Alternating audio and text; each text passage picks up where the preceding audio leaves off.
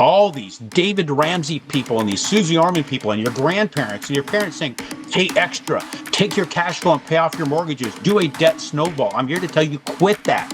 You have become a slave to the banking industry's thinking. Hello and welcome everyone to today's episode of Pivot to Profit. My amazing guest is Aaron Chapman. Aaron, super pumped to have this conversation. Pam, it's always good to connect with you, and always when we get to bring other people into the conversation. I love it. I love it. So let me introduce you to everyone. Aaron Chapman is a veteran in the finance industry with 25 years of experience helping clients better understand, source, and finance cash flow positive investment properties. We'll dive into it. Just don't get too excited. It's going to come. He advises over 100 clients a month in the acquisition and financing of their investment properties and primary residences in an industry of over 300,000 licensed loan originators, closing in excess of 100 transactions per month. Aaron is ranked number in the top 1% of the mortgage loan processors in the country. That's pretty baller, dude. It's been a ride. It's been a heck of a ride. In fact, we even forgot to submit. It's so busy this year, we forgot to submit our position, what we did. So we don't know where we rank anymore. And it's getting to a point, it's like, who cares? Just take care of the next guy. Who's in front of you? And when they're done, who's the next person that needs your help? That's the focus anymore. I love it. I love it. So before we dive in, hey, entrepreneur, CEO, founder, if you are grinding hard, but there's just not enough money, if you don't know your numbers, if there's not enough profit, if you're overpaying on taxes, we would love to help you at Pivot Business Group. Just go to pamjordan.com to book a call with my team. All right, Aaron, we're going to start. Are you ready? Let's rock and roll. All right. What did you want to be when you grew up? A miner. You're going to need to expand on that. Like, Yeah, not like a child, right? I wanted my dad, when I started life in New Mexico, my dad was a hard rock miner working the uranium mines of New Mexico. My grandfather was a hard rock miner, so was my uncle. So I got to hear them talking about what it was like underground. So these guys would take that, they call it the cage. You go down a couple 100 feet, you'd walk, you take a little truck over into another part of the mountain, and you're just running a drill machine by hand, 160 pounds of machine, and you'd load up that whole area with explosives, step around the corner, blow it up, dig it out, support the ground, do it again. And so you hear these stories about these guys who are getting it done, and guys who weren't getting it done. And I start to understand the measure of a man and their ability to break rock. Yeah. And so I idolize these guys. Well, as I got older, the mines shut down in New Mexico. They started finding out how it's killing everybody when you're mining uranium. And then they're going on from there to Wyoming to the coal mines. Then we ended up on a cattle ranch in Utah, and that's where I spent my high school years. But still, the mines was in the background of my mind. And when my family ended up dissolving the partnership, selling the cattle ranch, and my dad went back to mining, and I followed him. And it was the awesomest job I've ever had in my life. It lived up to every bit of expectation. So was that your first job? Your first W-2 was blowing stuff up underground? No, my first W-2 off the ranch was working in the oil fields of Wyoming. So I disappeared from high school. So I grew up in a little rural town in central Utah, and I graduated because I learned how to pick a lock, not because I was real smart. So I figured out where they kept the test answer keys, and I would sneak in. I would get those. I figured out the code on the copier in the office, and I was able to make copies, real small copies. And I would trade that information for homework and for attendance and all these things. And so I sold some of it. I had a little business going. I didn't ever have to do homework. I knew the answers to all the tests. And then I would go screw off. I go hunting, I go snowboarding, I go four-wheeling during school, and somebody else would take care of stuff for me. So that was the life that I led in high school. But I always showed up for football. I always showed up for auto shop class, and I always showed up for ceramics. I loved ceramics. It was such a fun class.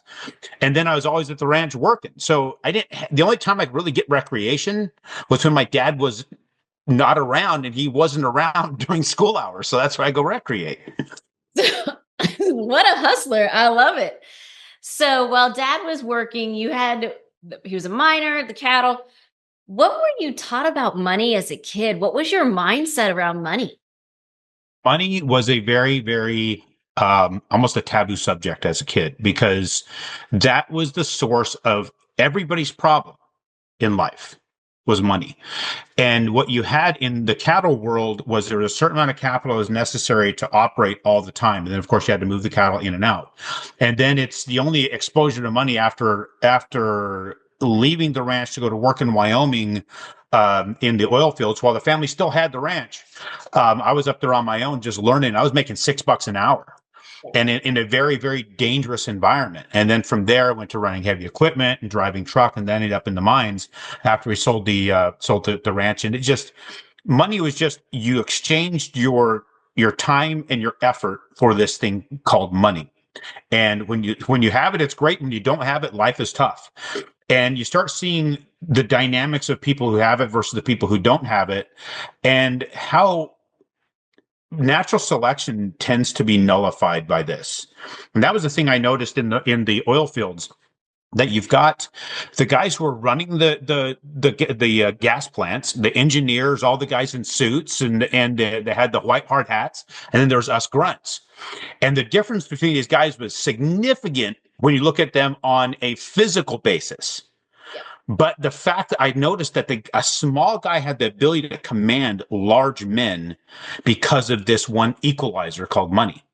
And so how is it that we figure this out? Because you take that one thing, that one element out, these guys don't exist. They wouldn't be able to make it in this world. But you put that one element in that puts them in a position where they can make it. So to me, money was really, really an interesting resource. It was basically a natural resource in my world. You had to always keep it moving. It couldn't stay stagnant because it somehow disappeared on you. It was really it's a very interesting, it's a concept in my opinion. When you've done a lot of things in your history, most of the time been in the finance industry, the mortgage industry. How did you learn about money? Did you take a class? Did you have a mentor? How did you figure out what this crazy thing is that caused all these people trouble? I had to basically force got my way into it. It wasn't getting into the finance industry was not intentional. I was working those mines in northern New Mexico. They shut down like they do when the market shifts, and it takes more resources to get the ore to the surface than what they can sell it for. They shut down the project and lay everybody off till the market shifts again. And so we got laid off, and I was in a place called Queston, New Mexico. It was 10 hours from where I lived in Arizona, and I had a wife and infant son. I'd come back every 13 shifts, have 6 days off, and go back for 13. And so I came back and thought, this is going to be easy to find a job. I cattle ranching. Ran heavy equipment. I worked in the oil fields. I drove truck. I've got all these things. I couldn't find a job to save my life. Everywhere I went, they told me I was overqualified, and I didn't understand this word. And I was 23 years old, and I couldn't figure out why. Qualification is qualification. I can either do the job or I can't. And it got to a point that we had become dire circumstances that we needed diapers, and I didn't have enough money in my account to get diapers. So I was applying for a $10 an hour truck driving job to haul landscape rock. And I went to that facility, interviewed with the guy, and he gave me the same stupid word, overqualified. I finally asked him, I said, what does that even mean? And he explained it to me, that he couldn't risk putting somebody to work that he could lose quickly because he has qualification to do even more than what they were giving him. I said, so you're really looking for bottom of the barrel, because that's what this job is, in my opinion. So I walked out of there with tears, trying to fight back the tears. I get in my truck, start up. I've got a coupon for free diapers for my wife to go to the local, one of the local chains. And I'm driving to that grocery store, and the gas light comes on my truck. So as I'm on my way there, I'm like, okay, I have no idea how far I can go with this gas light. Let's see if there's a gas station close by. And there happened to be a fuel station right there in the parking lot of that same grocery store. So I pulled up to a pump. I pulled out my debit card, which is the only form of payment I had on me. I said a quick prayer. I swiped it, and I got a decline. So I goes overdrafted account. So I rifled through my truck praying for a lost dollar. I found some change, like a nickel and a dime or something. So I locked the doors of my truck, and I started walking that parking lot for seemingly a couple of hours. And I found enough change to get 2 gallons of gas. So this is 1997. Gas was 89 cents a gallon, and people still carried change. Right. So that was an era of when I was capable of pulling something off like this. So wandered that area, took 2 handfuls of change, changed it for the gas. Then I went inside to the grocery store, found my diapers, stood in line with that coupon, and had to deal with the humiliation of just got done walking a parking lot just so I can get gas, and then standing in line with other people with one item and then paying for it with a coupon. As I left, I'm trying to exit as quickly as possible without making eye contact. And that's when I heard my name called. And a guy approached me that I'd known when I used to run heavy equipment. His name was Keith. He asked me how things were, and I really sugarcoated the hell out of it. But then he asked me, hey, let's go grab dinner and catch up. I'm like, I can't afford dinner, man. He goes, oh, I've got a gift certificate to Red Lobster from a client. It's like, what do you mean a client? Because he used to run the office where I used to run heavy equipment. He goes, I'm in a different industry. I'll share it with you at dinner. So we went to Red Lobster in Mesa, Arizona, and he told me about the mortgage industry. And the only thing I knew about the industry was the old man, the old lady on the TV shows were about to lose their farm to this thing called a mortgage. So it was a very, very negative word to me. I didn't like the sound of that. And that's all I knew. Everything I knew about money was very, very negative growing up. And so he started explaining to me what this was. I cut a foot off of my hair. I shaved. My mom bought me some business-like clothes, and I started as a telemarketer in December of 1997. And that started down my journey of understanding money differently. First, I had to understand people. And that was the first step into being able to do what I do. And it was kind of paying attention to the other people in the office. There was a lot of different characters in there, a vast array of personalities in this space. And you're watching people who are successful and are not so successful and how they talk to their clients. And I got to see the guys who tried to be real professional, the guys who were really trying to speak to the client on a certain level only got so much business. The guys that were really open, relaxed, had their feet on the desk and honestly didn't give a shit. They seemed to be doing very well. I was like, why is this? And so I started seeing the dynamics of communication at work. And then I stumbled into the real estate investor in 2003 and saw them coming into Arizona and started working with them and started understanding investing in real estate. And I started investing in real estate. And next thing you know, 2008 happens. And then we have that. So the education for me on money has been coming in different swings of the market, understanding what draws people in, what is typically the promises something big in a short window of time, and the loss that happens to almost all those people that get suckered into that. And then watching the people just grind it out over time and weather the market and sometimes risk things in the market. I lost everything in '08, and there's a whole story there. Had to come back from that. And you start to gather that it's really just a long, arduous trudge. If you want to guarantee success, sure, you might be able to hit something out of the park once in a while, but those are few and far between. It's being calculated, it's being specific, and actually just being very, very patient is where money does what you need it to do. I love it. So now where are you focusing your time? You're not smiling and dialing it and doing mortgage deals. Where are you investing your time now? The majority of my day is taken up. I have an assistant that books me out. She's all day long just shoehorning calls in. So I'm on the phone, I would say 70+% of the time of my day, talking to clients, giving them my information on what I've gathered over the last 27 years of doing what I do, and where I've seen people been successful, where I've seen them failed. And I deal with a lot of your new real estate investors that are like, hey, this is what I understand, and this is how they say you get successful and invest in real estate. They start telling me all their ideas, like, hey, let's take that and set it on the shelf. Can we just kind of start as if it's all brand new and let me talk to you about what I've seen? And by the time we're done rebuilding their mindset, they know that this is going to be sometimes a long road, but it's a very, very, very valuable and very fruitful process if you just stay the course. Quit looking around for what I had one person ask me, it's like, hey, boss, life is really, really hard. I need the cheat code. I mean, you figured out the cheat code. She goes, what do you mean? I said, understanding that life is hard is the cheat code. That's the same cheat code I give to my real estate investment people. It's like, it's going to be hard. It's going to take time. It's going to be arduous. But eventually, when we map this out, you will have enormous resources. It's just going to be just patience. That's going to be the biggest ingredient in the formula is patience. Okay. So besides patience, what are key factors that investors need to understand to go from I have my single home to now I want to get into cash producing revenue real estate investment? What do they need to know? What do they need to understand? What mindset are you having to reprogram? First off is you can't time the market. Too often people think, okay, I'll sit here and I'll watch and see where the rates go down or the price of housing goes down. There's no such thing as timing the market. I look at that as as a star football player sitting on the sidelines waiting for the perfect time to jump on to be on the highlight reel. It's impossible to gauge that. But the people who are on the field inevitably end up on the highlight reel. They may have to expel a ton of energy for the entire game back and forth, but they still end up on the highlight reel because they're on the field. So I tell investors, say, quit trying to figure out when the rates are going to go down, when it's perfect time to buy a rental.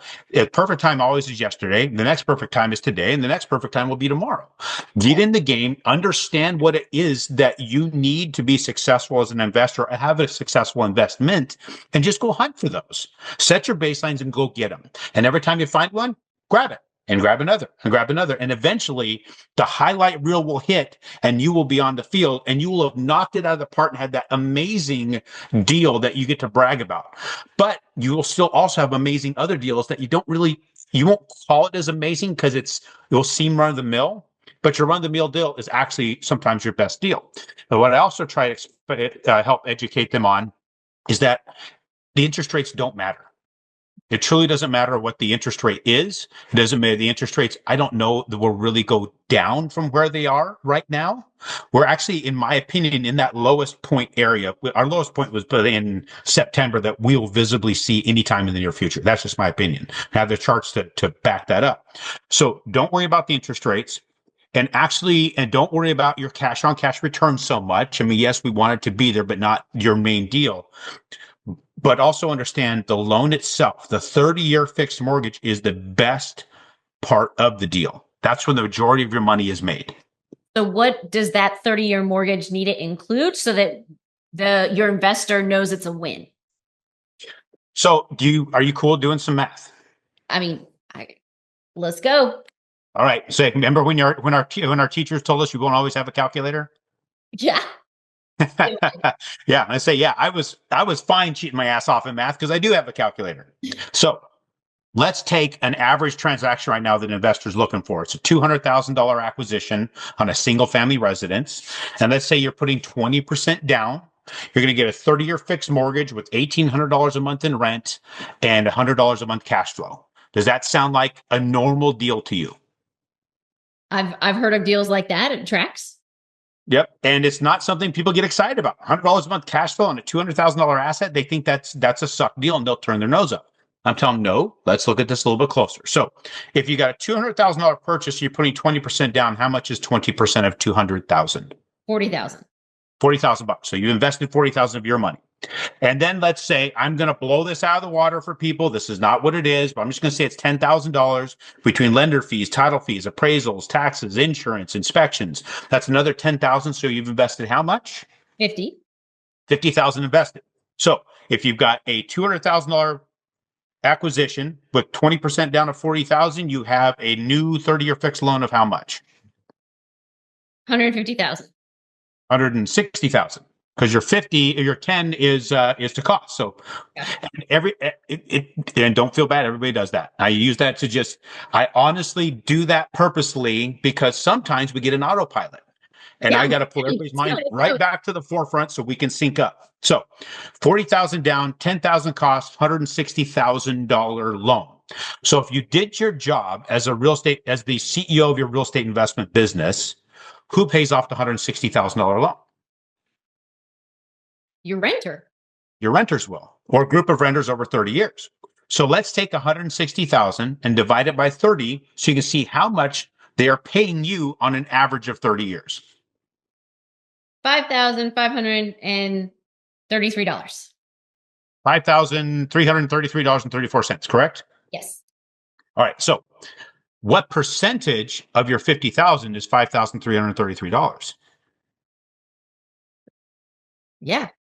The math works. It works to be 10.6%, right? Yeah. So literally because you financed this home, you limited the amount of money you had to put into the investment. You're literally making 10.6% on your money just paying off the mortgage. So that we set aside, tell people, okay, put that aside. You know, you're making 10.6% growth on your investment of 50 grand. Now, we know that the properties will appreciate, correct? Correct. They will go up and back. How much do you believe they're appreciating right now nationally? I know there's different pockets that'll do different things, but nationally. 8? Is that a good guess? I would say about 6 to 7. Okay. So 8's not too far off because our inflation is at least 8%. So let's say 6 to 7. Let's cut that down to 2.5. 2.5 is very low. Do you find it very reasonable to say, hey, you can get 2.5% in really any market? that has renters. So it's 2.5% of $200,000. $200,000 times 2.5%. Mm-hmm. Yeah, it's like 4,000. So much. It's $5,000. Yeah. So it's $5,000, which is another 10% of your 50,000. So literally just by buying the home, putting 20% down, paying costs, even if you had to put out as much as 50 grand, you're making 10.6% on your money by paying down the mortgage with somebody else's money. And you're making another 10% of your money just by it appreciating only 2.5%. Now you start to see that because you financed this home, the amount that you did invest is growing by 20.6%. Now, if a person started with $100,000, they could buy a house for $100,000, but you're only making you're only making the growth on the house. You're not making any payoff on the mortgage. So you're only making 2.5% on 100,000. By spreading it out, you're making 20% on your money because somebody else put up the majority of it. Now, that's not where it gets really, really sexy. Now, we live in an inflationary environment. We just established that. And because of that, we get to raise rents. We talk about an $1,800 a month rent, correct? Right. Only $100 a month cash flow. The average rent's going up 5 to 6% per year. I've seen it go up even more than that in many markets. So let's say we knocked it down to 3%. That's what I raise all mine by 3%. I don't go any more than that because it keeps my tenants happy. I keep getting growth. So it's 3% of $1,800. 45. So very, very minimal, right? Small amount of dollars in that. But you add that 54 to your $100 rent, you had $100 a month cash flow. Now you raise your rents by $54. That's a 54% increase in your cash flow, correct? Yeah. Double-digit increases in your cash flow on a single-digit increase on the rent. You start to see that compound by year 5. Now you're at $400 or $500 a month cash flow. Too often people get so caught up in year 1, like only making $100. What's year 4 look like or year 5 look like with a 3% appreciation? Like, well, 3% sucks. I'm like, 3% will compound significantly for you on the cash flow side of it. And you won't lose your tenants because nobody leaves for $54. They'll leave for $200. But if you got a great tenant, you can actually give them a good deal and you're making a really good deal. But again, that's not the sexy part. So since we live in an inflationary environment, what's happening to the US dollar? It's going down in value. Is decreasing significantly in value. Have you ever been to Taco Bell? Not in a minute. It's been a while. It's been a while, but you've been there. Do you remember the first time you ever went? How old were you? Probably middle school. So it's been a little while. My first time was 1994 in Moses Lake, Washington. And I walked in there. It was significant to me because I had a couple bucks in my pocket, like just under $3. And I looked at their value menu. I could get 2 crunchy tacos, 2 bean burritos, and a drink for $1.99. I'm like, damn, okay, this is my new favorite place. Because I literally have a couple bucks in my pockets and I can eat with a couple bucks and I could eat well. In my opinion, I was 19 years old. I thought that was eating well. So fast forward to today, I was in 2024, drove through a drive-through with my daughter because she had to go back to the school for an after-school something or other. She goes, hey, can we go to Taco Bell? I'm like, you're going to eat that crap, but I don't have time to argue with you. Let's go. We drove through. She ordered that. 2 country tacos, 2 bean burritos, and a drink. And what do you think it cost me? $9? 14. Yeah. It was $13 and change. It was $13.89 or something like that. That is a 750% swing in the buying power of the dollar. Yeah. Another example on that 30-year, so that was a 30-year window. We saw that. Right here, I have an 1888 gold piece. 1 ounce of gold minted in the United States for $20. That's what it says on the gold piece. It's an ounce of gold for $20. I have right here $20 in my hand. A U.S. Federal Reserve note, $20. Are they the same? Absolutely not. But they say they're $20.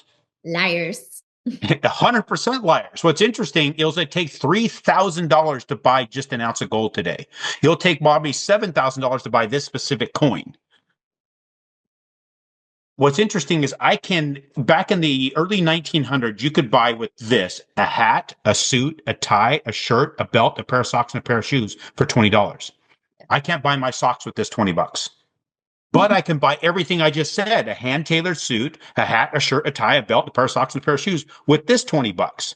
Yes. It's not that the gold has become more valuable, and it's not that the clothing has become more expensive. It's that the dollar's become worth that much less. So why is that applicable to our conversation?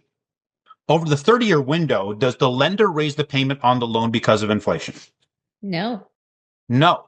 So on that $160,000 mortgage, you're going to have all these David Ramsey people and these Susie Orman people and your grandparents and your parents saying, pay extra, take your cash flow and pay off your mortgages, do a debt snowball. I'm here to tell you, quit that.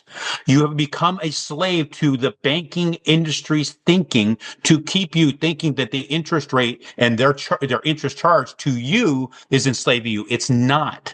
It's their idea of convincing you that that is the most important part of the deal, is what puts you in slavery. And why is that? Because you're repaying your mortgage every year. The dollar you're giving them is worth a little bit less and a little bit less and a little bit less. We just showed you that $1.99 is equivalent to $13 later.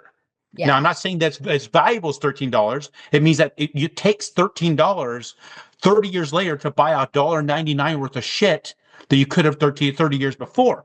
So, and it's Taco Bell, so I didn't mislabel it. You did not. So when you're paying your mortgage back and you recalculate the value of that dollar every time it leaves your hands to go to the lender, you're going to find you paid the bank $402,000 on your $160,000 mortgage. And your normal mind, or at least the mind of the average person, is going to freak out saying, paying more than double in interest. Don't think that way, because the value of the dollar is dropping so much, you're only paying back $154,000 in actual dollar value. The bank loses money on you. So instead of taking the extra to pay down your mortgage, take that extra to reinvest it. Make them pay you interest and make you compound that somewhere else. I'm a big fan of the infinite banking strategy. And I know it's hard for people to wrap their head around this, but I have calculators. You can go onto the Apple Pay Store, and you can get my investment tool. You can calculate this with. I had an app created so people can do this. I'm the only person in history to actually put math. It was actually the professor of accounting at Kennesaw State University did the math for me and gave me the tool, because I spoke at the university to the accounting students, and I published the tool in an app so the average person to see what the banks don't want you to know. Yeah. How much the value is going to go down. And the example that you gave would be long-term renters for an investment. Do you recommend do short-term rentals like VRBO, Airbnb, or are you mostly encouraging people to do the long-term? That's where I'm big into the diversification thing. Real estate, holding hard assets is always a great thing. So I always going to say hold hard assets. Then when it comes to those hard assets, how do you collect income off of them? I don't think short-term rentals or long-term rentals are these far off opposite strategies. It's still the long-term asset. Yeah. So short-term rental is just a way to be able to collect more money on a long-term asset. You're still holding the asset. It's just a different strategy on how you're getting the money. So tax-sensitive strategies will change per market, but it's the fundamentals and the principles that stay the same. The principle is get hard assets and hold them, then change the tactic and the strategy depending upon what market you're in with those. Now, do I say the person should be all in on vacation rentals or all in on buy and hold? On long-term rentals? I think you'd need to decide how diverse you want to be in what market. Have 3 or 4 different markets. I'm in 6 markets, and just ride those things out. But always understand what that market can deliver and buy based upon how secure you believe you're going to be in it. What sort of education do you provide to the 100+ deals that you're doing a month? You say you have the conversation, but what are you teaching them ongoing? Well, one is keep the conversation going. They are going to step into this with, hey, I'm going to buy a rental. Now I want to buy 5 rentals. And now I want to be able to utilize an LLC. Well, we now have a loan out there that I'm using. It's actually probably my popular product. That's why I'm with the firm that I'm with, that we're doing a 30-year fixed mortgage to a person's LLC where it's not to you. And the interest rates are similar, if in many cases better than conventional rates. So I'm telling everybody right now, start a little bit more of a sophisticated way of going about it. Create your LLC in the market you're doing the business in. Buy the property utilizing the LLC going in contract, and us funding it to the LLC. If you're going to do something called a BRRRR strategy, we take it even a step heavier. Take your LLC to buy the property. Have a separate LLC that holds your money. When you buy a BRRRR, don't pay cash. Buy it with LLC 1 as the buyer of the property. Fund it with LLC as the lender to LLC 1. So that's how I do it. I fund that money. I send the money directly from LLC2 to the title company with a promissory note and a deed of trust that LLC1 signs, says LLC1 owes LLC2 money when this property is done being rehabbed. And then what do? Go to me, Aaron, the bank, and I fund a rate and term refinance to pay back LLC1. Lower rates, higher loan to value, and you got a now 30-year fixed deal. And if you do it correctly, you have no money in the deal at all. Yeah. You literally have it all financed because you took that extra step. It's also financed with your LLC. It's not in your name anywhere. It's not on your credit. And you have now got an infinite return because every calculation we did at the beginning of our conversation is blown out the window because you don't have anything invested in it. It's none of your money. All of it's just cash flow. 100%. And the other thing that I hope coach people through is, sure, we went through a low interest rate period these last few years because of quantitative easing. Understand that even though there's so many folks that equity locked up, I got one guy who came to me, he says he got like $80,000 loan on his mortgage on an investment property. It's worth $400,000, but he doesn't want to pay off that 3.5% interest rate. I mean, it's $80,000. Who gives a shit? I mean, that's such a small amount. Get the loan to get the monster loan out, right? To go up to 75% of the value on that $400,000 home, redistribute that capital into 7, 8, 9 houses, because we can use it to your LLC now. And literally you can get unlimited number of properties with this DSCR program. And as long as the property you're buying, the rents will cover the payment, you'll get approved with high credit and you got the assets. So it's crazy that he was even having a hard time thinking about this, because when I mapped it out for him, leaving that money there is costing him enormous amounts of money. Putting it out there, he was making, you couldn't calculate the return because he didn't have any money in the deal anymore. Everything was paying for itself and growing his assets. His single asset turned into 5 assets overnight. So how much money does someone need to have to come to you and say, okay, I'm ready to buy a property?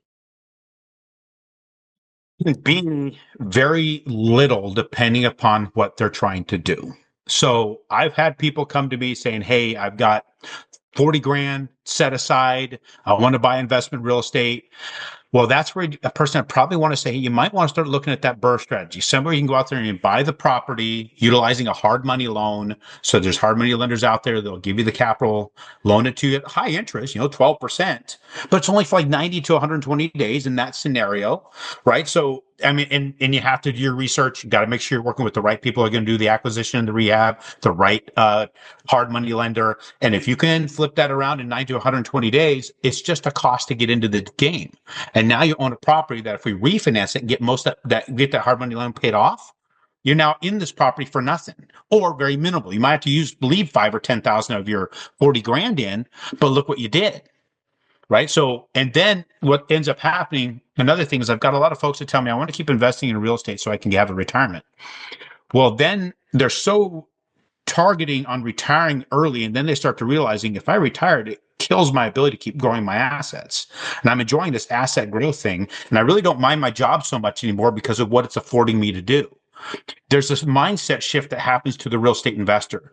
They don't quite hate the grind so much when they see the light at the end of the tunnel. The problem I think that most people have with their grind is they don't see the light. Yeah. And because that light's not being there, their life just has meaningless suck to it, getting up and going to work and coming home and drinking beers on the weekend. Now things have changed. They have a reason to get going. And that's another thing that I'm doing. That's what the book is doing, is to help people figure out what's your future, what do you want that to look like, what is perfect, and how do we get you there? And I'm going to help guide everybody I can to that point, because life is so much better when you have an end that you're thinking towards. I love it. So let's talk about the book, Redneck Economics. I love it. Unconventional success for taking the beaten path. I've read the first chapter. It's fantastic. You're a great storyteller and it's beautifully illustrated. So tell us about the book and who it's for. So what's interesting is I didn't intend to write the book. I met Robert Allen. We all know that name. He was the OG investment real estate. Met him at an event. He was speaking on writing books, and I did write some small books. I wrote something that I wanted to give to my children, lessons of life. And instead of making a 300-page book, I broke up into little 30-page chapters you can get on Amazon, wrap them in their own cover, and put them out. But they didn't really take off. And you have Robert talking about how to write a book. I'm like, I violated every rule he put out there with these books. So we got to talking. I said, can you help me just pull these back? I'll pull them back from my publisher and I'll self-publish and rewrite. He goes, nope, you're writing another book. I'm like, I don't want to write another book. I already have 8 of these freaking manuscripts ready to go for more publishing. He goes, nope. He goes, those 4 can stay, but you're going to write something else. I'm like, well, what am I going to write? He goes, you tell me. So we literally got almost like this stubbornness going back and forth till I finally just sat down with him. We mapped something out and I blasted this thing out in 5 months. Literally just sitting down. We got 13 chapters. And Robert's like, okay, you need to illustrate your book. I'm like, do you have an illustrator? He goes, no, I don't illustrate my books. I'm like, then what am I supposed to do? He goes, find an artist. And I love Robert. He's so blunt. Just find a damned artist. And so I called my brother, who's an artist. I was like, dude, do you illustrate books? He goes, no. He goes, authors are impossible to work with. I'm like, well, will you at least read my manuscript and tell me what you would do? Yeah. He calls me back, goes, I will illustrate this book. I'm like, how? He goes, I don't know. He goes, but I want to illustrate this book. He goes, I've got ideas. So he presented to me basic ideas of the illuminated manuscripts of the 1300s, like the religious texts. And it just started taking a life of its own. And ultimately what it's for is the chapter 1 that you read. Is how to design what you want to have happen in your life. And it's very simple. And it was told to me years ago when I was interviewing with a company that they would not fully interview me to come and take the position until I told them what I was going to do with the next 5 years of my life. I'm like, I don't know. I operate by the skin of my ass. I always have. And they sent me the CEO's breakdown of what he was planning. And there was a lot of bullet points and I couldn't really identify the bullet point. I'm like, well, if you guys want this crap, then fine. I'm going to slap you in the face with it. And I sat down, I wrote this really, really, really detailed a day in my life of experiencing something that I thought was unachievable at the time. And lo and behold, once I put that into the ether, within 5 years, I achieved it. And it wasn't achieved easy. I ran into problem after problem after problem. I had to start over twice. I just had battles in my life and things that should have completely stopped me from achieving certain things actually propelled me, which I thought was crazy. And it's like the average person would lay down and not get it. If this would mean that you can't get it done, what this did actually made me pivot and get somewhere faster.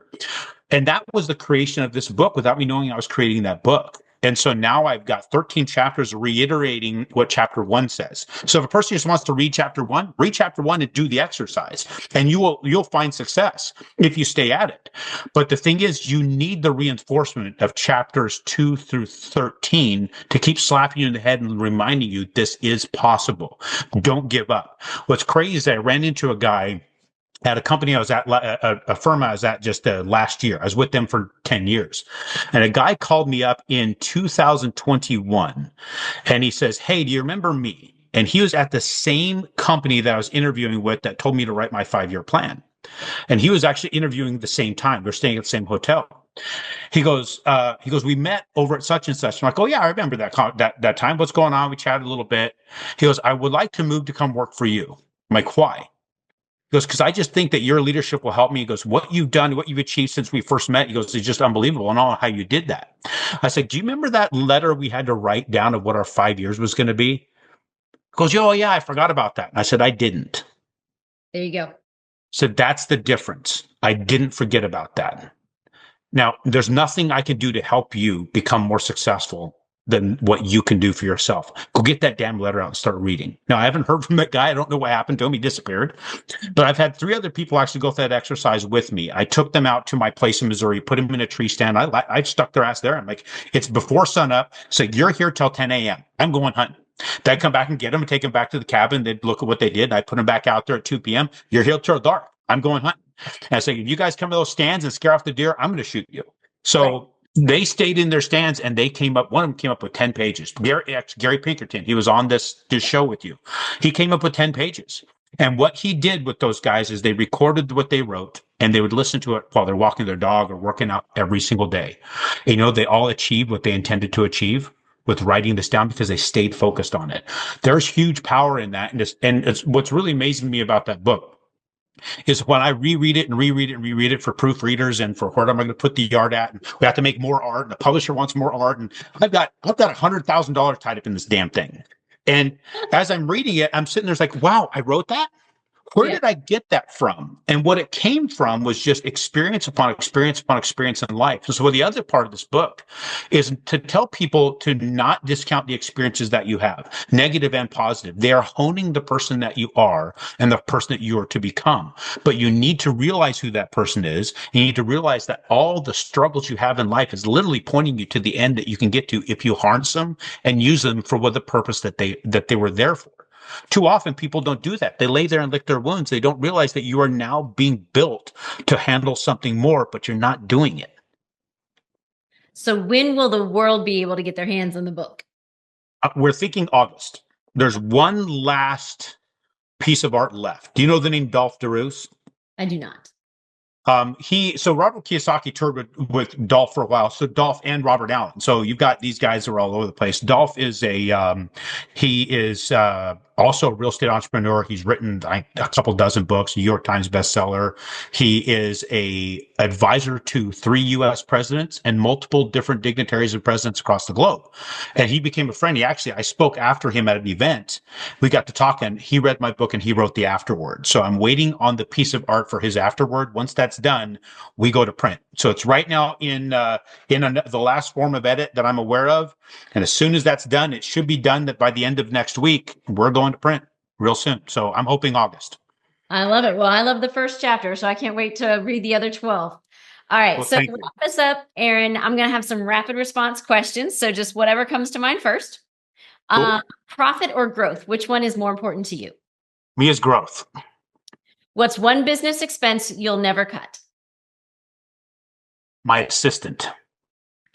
What's the best money advice you've ever received? It's not something I received, it's something I've discovered. And money is a natural resource. It has to flow. If it sits and stagnates, just like water, it'll turn into a swamp. If you let it flow, things grow around it just the way the rivers do.